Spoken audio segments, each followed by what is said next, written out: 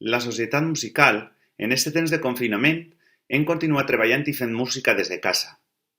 Avui vos presentem el fruit d'aquest treball, que és una gravació i l'estrena del pasdoble que porta el nom del nostre poble, Nàquera.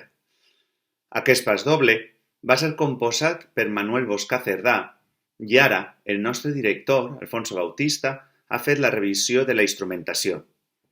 El pasdoble estava al nostre arxiu des de fa molts anys i encara que no hem pogut datar la data de la seva composició, els més antics de la banda recorden d'haver-lo assajat, però mai d'haver-lo arribat a tocar en un concert.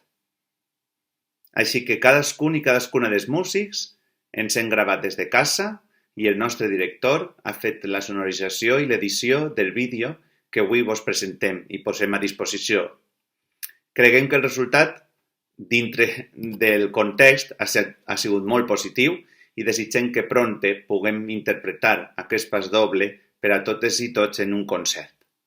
Vull donar les gràcies als músics i al nostre director pel seu treball, estudi i esforç per poder disfrutar avui tots junts d'aquesta música.